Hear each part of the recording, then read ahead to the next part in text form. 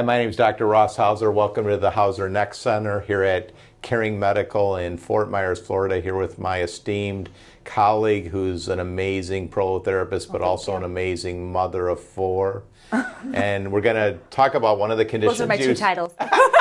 Those are one of the conditions you see quite a bit is like chronic hip instability and the hip conditions successfully treated with prolotherapy. So you and I often talk about that, you know, there are isolated hip problems, but you got to think of the hip as part of this complex. So why don't you explain that? So we have a model of this in our practice, and I talk to everybody about this. So if you think about your pelvis, it's kind of like a bowl, right? So in the back, you have your lumbar spine that, you know, kind of goes into your lumbosacral, how your lumbar spine, attaches to your sacrum, and then that kind of branches to the sacroiliac joints. And then if we come around the bowl, you've got your hip and then your pubic symphysis in the front. So your pelvis especially, like it's just this main kind of stabilizer for your whole body, is a lot of moving parts that all really have to work together, you know, in tandem to keep you upright and keep you going and prevent injury. I love this illustration because the socket, you know, like you often think of like, oh, the shoulders here, the whole shoulders here, but the socket part is the scapula. Yeah. You know, so the scapula could be the problem, the scapula, the socket portion. So it's, I mean, you look at this humongous bone and the socket is this humongous bone. Yes. This humongous bone. So you could literally have hip impingement, like a major hip problem, but it's the socket portion because this thing is torqued, twisted, and there, of course, we'll talk about all the ligament support of this area. But I had a patient this morning actually who had, she described it as like a sacrum kind of pain, but it really was her hip. And I was like, I really think it's your hip. Let's start, you know, with addressing your hip instability. We'll keep the sacrum, you know, kind of on our radar. And she came back for a second treatment, and her pain was like for the first 2 weeks after treatment was gone. That's awesome. And so she asked me, she's like, are we still worried about my sacrum? I was like, well, I don't know if I'm not worried about it, but I'm less worried about it now because you're doing so much better. No, that's awesome. Prior to seeing you or seeing me, they've had so much muscle work. Yeah. Or like they've done all the physical therapy. And it's not that physical therapy was ever a bad thing. It was just that they've been working on their muscles, but they're unable to make progress because there's really a ligament issue. Or even a tendon issue, actually. So ligaments connect bone to bone, right? They kind of hold, and the hip specifically, that ball and socket together.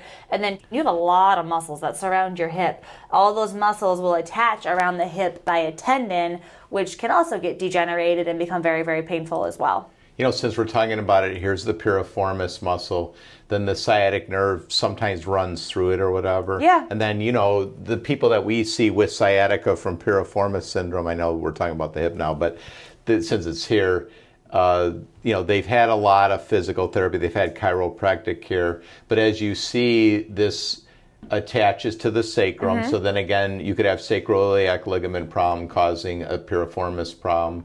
Then it crosses the hip joint, so of course hip instability can cause your piriformis to tighten. I use the analogy of a seesaw a lot, actually. Okay. Your hip and your low back, you know, sacrum, sacroiliac joint, if they're unstable or if one is unstable, it's like the seesaw kind of back and forth. And you're like, okay, well, what is caught in the middle of the seesaw? Well, it's all these muscles, your sciatic nerve, you know, a lot of precious real estate in there that can kind of get caught in the crossfire. Yeah, even this, like if the innominate bone was torquing, this is your quadratus lumborum. So you can see where, I mean, you could have a problem way down here and then it gets translated up there. I see that a lot, these like QL spasms, I see that a lot. Yeah, so that'd be like people have pain like right there. Around their flank area.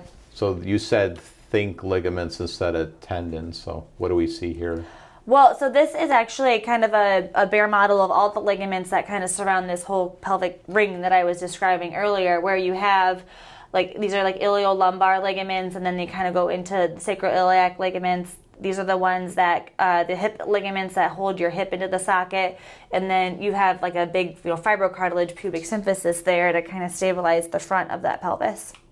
This is actually just kind of it on a static film, what we would look at. So these are your sacroiliac joints there. Here's your hip. So we see the ball, the socket, you know, how much space is between there. The pubic symphysis, you know, we can measure that distance on static film. You can actually get a lot of information from just a static film, which is great. And then taking it to the next level, like what if the person is actually moving, you know, and you get an x-ray movie to determine if joints are moving too much or too little, provides a lot of information. Yeah, then one of the things we've learned with motion scanning is, even though ultrasound's very accurate for the pubic symphysis, really the gold standard probably should be is when a person's squatting or they're moving, like what actually, when they're weight bearing. Because, you know, even if we do ultrasounds and they're laying down, it's not weight bearing. So really the gold standard really probably should be when they're weight bearing. So what are some of the symptoms that hip instability causes? Clinically, you know, patients with hip instability will complain of pain, of course, clicking, popping, snapping, muscle tightness. They actually might feel more tight and stiff just from that kind of ligament muscle reflex holding that hip together. The more they move it, the more it hurts, the more the muscles will tighten up. All very classic things for hip instability. The other thing I notice is this one, leg weakness, because, you know, we kind of forget to have muscular power. You're going to have the most amount of muscular power when the muscle is contracting against something that's stable. So correct. The weird thing always is like when you actually move the hip joint, they might actually have limited range of motion even though they have instability. Like, why does that occur? Well, kind of like with that ligament muscle reflex, you know, we saw on a previous slide all those big muscles that surround the hip. So if your hip is unstable from ligament laxity and all those muscles spasm, you know, those are big muscles, right? Trying to hold it together, it will actually reduce your range of motion. There's also, that's great explanation. There's also another paradox is, let's just say somebody has the iliofemoral ligament, which I don't know if you know this, but if you're in perfect posture, so you're in perfect posture, like you have an imperfect posture, to hold you upright, the only tissue in your body that has to contract, that has tension on it, is actually the iliofemoral ligament. So in other words, like you could literally be like this, and as long as the iliofemoral ligament in the front here, so, and then as it relates to the hip joint, if you look at, you want to cause osteoarthritis of the hip in an animal, all you got to do is injure the iliofemoral ligament in the front. And there's a paradox. Why I'm saying it is, the paradox is you could have anterior subluxation of your hip, but what you feel is posterior buttock pain. And the reason is the muscles, like you just said, and you know, the one, like when somebody's doing the what do we call it, the lurch, you know, like older people, or somebody's lurching, it's because their gluteus medius is weak on that side. Well, part of why it gets weak is it's had to keep trying to keep the hip joint back or keep the ball back. So the paradox is you have instability here, or the classic is in the shoulder, right? Everybody with shoulder problems, they always say, I got pain back here, I got pain back here, I got pain back here. But you got ligament problems here, then you got your supraspinatus tendon there, so you get posterior pain because this muscle is having to work, muscles having to work, muscles having to work, muscles having to work. And then eventually it can't do it anymore. So when the gluteus medius can't work anymore, then you get that, the rocking. You know, like you see, whenever you see somebody rocking like that, it's probably they have chronic hip instability. Well, even like to go with that too, so this is how I describe it is, you know, that's how your tendons break down too, right? If that muscle is like, you know, trying to help hold you together, well, that muscle attaches to bone. And I say, you know, it's like overworked and underpaid. You know, eventually it's going to give, right? Or it's going to start to degenerate. And you'll see people that are, I mean, they're not couch potatoes, like these patients. Like they're fit, they're active, and they have like no glute strength, you know, because of these hip issues. And it's not because they're sitting at home all day, like they're trying. They just can't get it to turn on because it's like, I've already done so many things. I'm tired. I'm trying to hold you upright. I can't activate and strengthen the way that I should be. I've had this recently too. It goes back to what you just said. People have said to me, Doc, shouldn't I get a few prolotherapies before I start physical therapy? So it's actually a good question. That's a good question. It's a really good question. So I've agreed with them because, you know, there's just times where, you know, you got to strengthen the gluteus medius, you got to strengthen the gluteus medius, or you got to strengthen your supraspinatus, or you got to, you know, and it's kind of true. Like there are going to be times where you really should get a little bit of stabilization first Because it's likely then the physical therapy is going to work. This is like kind of even just going a little bit farther off topic, but just with hip and glute things, like I had a patient recently, I was seeing her for a knee, and then she was saying, my glute isn't activating. Can you look at my hip and my back? Well, they're perfect. I'm like, how's your ankle? She's like, terrible. Like, why do you ask? I'm like, well, because like you're trying to do all these glute exercises standing on this like wobbly, and she had like a ATFL tear, excuse me. So we're working on that now, but there's a lot of pieces, kind of looking at the whole picture in terms of like instability and muscle activation. No, that's a great question. So why don't we just talk about the last patient that we saw together? So the last patient that we saw together was somebody that I'd seen, let's just say 6 months ago. Then I did one prolotherapy of the hip because they had a hip injury. Then they never, they're just not so keen on getting shots. Got them back to the athletics, but I would like to see them better. And then, of course, they're playing basketball. Then they just fell on their ankle and it went like crazy. Well, you got to realize if you got residual hip instability, like I got the person by their own admission 50% better, but you never got it strong. Yeah. Well, the whole proprioception of that limb is probably going to be off. The kinetic chain, they're all connected. So what are some of the conditions that hip instability causes? This is kind of a small laundry list of what I see all the time, like in my practice. People that come in with impingement in their hip, labral tears, labral degeneration.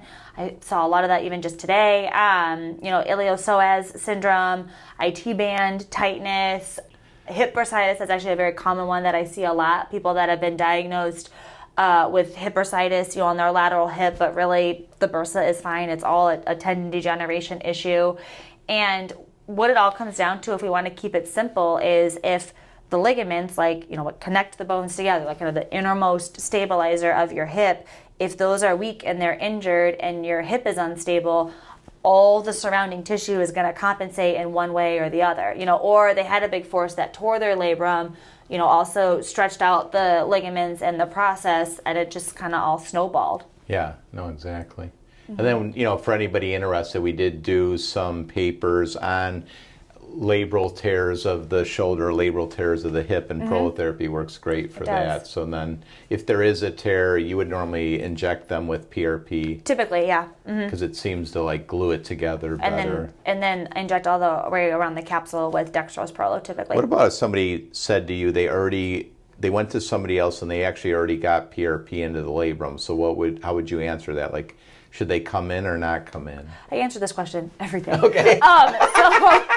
So our patient comes in to see me and they're like, hey, I already had PRP with, another provider, one shot and it didn't work. Or, hey, it helped me for 2-3 months and then it, got worse again. You're like, okay, well, if you have a hip instability, you could do endless PRP, you could do stem cells, you could do whatever crazy thing is going to come out next in this regenerative world into the hip, but if you don't stabilize it and you don't strengthen all the surrounding tissue, it's just not going to work long term. We want to think long term, it's actually probably very easy to get people to feel better short term. It's much more elbow grease, much more challenging to do long term, which is where we're at. So the main stabilizers, primary stabilizers for the hip are actually the ligaments, not the labrum. Correct. So if you just get one shot, no matter what the solution is into the labrum, it's true, you probably will get short-term relief, but because the doctor didn't treat all the ligaments. Yeah. And you said, you normally, when you treat it, you treat the front and the back usually, which is a lot of shots, a lot more than one shot. Right. So the most important thing is that you treat, all the ligaments. Then, what is snapping hip? And then what motion do you use to show the snapping hip? And can you feel it? Can the patient feel it?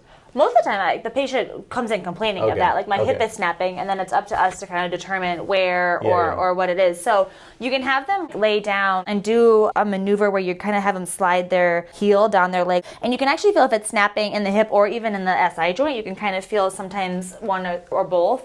Or the hip will snap on the side, like a glute tendon would snap on the side. If there is snapping in the front, it could be the hip flexor tendon snapping over, or even just rotation of the joint itself. Iliopsoas. When do you decide we just need to do a hip treatment? You mentioned that the SI could be clicking. When do you decide like the low back really should be treated in addition to the it's a clinical decision, right, depending on the patient, because sometimes somebody will come in and they have this like SI issue and they have this hip issue, and you're like, well, which came first, the chicken or the egg? Like, I know you've had this for 5 years and you're here now, it's hard to determine sometimes. So just like really good physical exam, really good diagnostics, and really good history taking kind of helps to guide me with that. Okay. Sometimes we do have to treat them both. Like the patient, they can't walk very well, it's very debilitating. Or like in a patient I mentioned before, on physical exam, it really seemed to be more of a hip issue. We start there, and then if the hip is getting better but the low back pain persists, then we know we have to treat that. That's a good point. That's a good point. We try not to treat all the areas if we don't have to, right? I gotcha. Yeah. And then you had mentioned, like, if the ligaments are dysfunctional, then the stress goes on the tendons. Yeah. And then what's the Beighton score? And then what does this show, like the capsular thickness and everything? So the Beighton score is used with diagnostics with people with Ehlers-Danlos syndrome, type of genetic hypermobility. And so what this is showing is that there actually is a correlation between Beighton scores and how thin the hip capsule is. So as you can see here, like the higher the score, the thinner the hip capsule. Yes. The hip capsule is like 50% less thick. That's crazy. Isn't that? That is crazy. Yeah, but that's so good for us to know that. So then Prolotherapy tightens the hip capsules, thickens the hip capsule, thickens the ligaments. And that's true because the clicking, popping, grinding goes away beside the pain. So this is an example of a motion scan that we would actually do at the office. This is just a static view, but then we can actually have the patient move their hip, and see, is it moving more than it should? Is there a difference between one side versus the other, symptomatic versus asymptomatic hip, and gather quite a bit of good information. So you can see here's the ball, right? And then here's the socket of the hip, and just kind of differences in space. How when she's rotating her hip, less space up here, more space up here, and then we can compare that to the other side. Well, plus you can look at like the SI joint. You could see it. Does the SI joint open up? Does the pubic open up? Because again, if there's instability here, that might affect the socket portion of the hip joint. But you were saying there was a patient or something? So most recently how I used this too was I had a patient that came to me, gentleman probably in his 50s, I think, with hip pain. And on paper, he's like, oh, I get a lot of popping, clicking, in my hip. The chiropractor puts it back in place. I feel better. Very typical, like kind of things that we hear where people have hip instability, but his motion was awful, like terrible range of motion. So I was like, I just want you to go get this x-ray. And as it turns out, like we actually saw this like huge bone spur. Oh, and as he went to move his hip, like he couldn't, like you could actually see how it was kind of a roadblock there. And so just kind of interesting to us, like what sounded maybe like a traditional instability, and not that his hip was completely stable, but we also had to talk about, surgical removal of it because we could see how it was limiting his motion. That's true. So in a very poor part of Illinois, it was all free, all the care was free.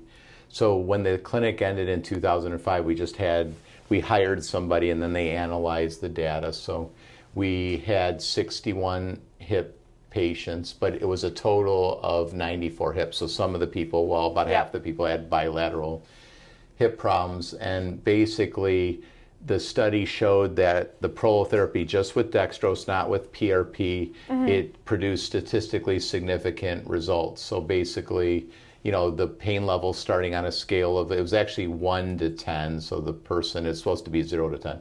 But 1 was no pain. So the pain level starting with 7.2 ended with 2.6, awesome. But again, 1 was no pain. So this is like a 1 or a 2 pain. Yeah.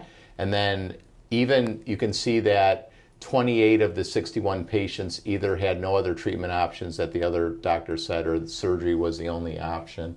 And the interesting thing was, see where it says greater than 50% pain relief? Yeah. 100% of the 8 patients who told like they needed a hip replacement or whatever, like hip replacement was the only option, they still got 100% of them got 50% or greater pain relief. So it just shows you how good Prolotherapy is at getting rid of pain. Yeah. And the amazing thing was athletic ability. So just think of the 8 patients who were told surgery was their only option. 74% of them, when they were done with their 4 Prolotherapy sessions, they could exercise, 74% of them could exercise more than 30%. Wow. And then look at this, 100% of the 61 patients, which involved 94 hips. So this 8 patients actually represents 12 hips. Yeah. 100% of them said their life was changed after prolotherapy. So that's a pretty good example of, even with dextrose prolotherapy, that it's really helpful at getting rid of pain. Here we're going to show a little bit of video. I actually made this video for a talk I was doing for Taiwan doctors and doctors in Asia. So so it's going to be a little bit different. It actually wasn't done at Caring Medical, but the concept is the same. So why don't we just show me doing a little bit of the front of the hip? Like, we'll just show like a minute. So this is like prolotherapy, the front of the hip. And you and I believe that the most important ligaments that we treat in the hip are going to be the ones on the anterior, because with external rotation, the hip joint subluxes a little bit forward, and that's normally the ligaments that are the most important as far as the patients we see. So we want to make sure that we treat the anterior hip ligaments really good. And then, of course, if somebody has a gluteal muscle tear, they have trochanteric bursitis or trochanteric problems, we obviously treat those. I think that's good. Okay. So I guess, Danielle, my question is, do you always treat the front of the hip and the back of the hip? Like, is that like most of what you do? And then what would make you treat like just the front of the hip or just the back of the hip? I would say in my practice, most 9+ times out of 10, I treat the whole hip, like the whole thing, okay. Anterior, lateral, and posterior. I would actually say, though, there definitely, maybe even just lately, are cases where I treat mostly just the posterior part of the hip, okay. Especially in patients that might have like an SI joint issue or like a low back issue, that a little bit of that kind of hip spine syndrome that we call it, to get the back of that posterior hip capsule really strong. What percentage of the patients that you see, you just treat the hip, like versus like that there is a combination of conditions? I would say, so in people that come in with groin pain, majority of the time it is a hip, like especially like an anterior hip issue. Recently, though, I had a patient, young high school athlete, labral tear on his hip, and he also had a separated pubis, like his pubic symphysis was a little bit wider than it should. So sometimes you do get those cases where, they have what walks like a duck and quacks like a duck, sometimes also isn't always a duck, where everything, you just like really have to put the whole picture together. Would you say maybe the distinction is buttock pain versus groin pain? Probably, yeah. Where groin pain is the anterior hip, where buttock pain, it's probably a combination of things. Yeah, I would say probably likely to be the hip. I'm just thinking of like the patients that I see in my practice, or a little bit of hip low back. Okay.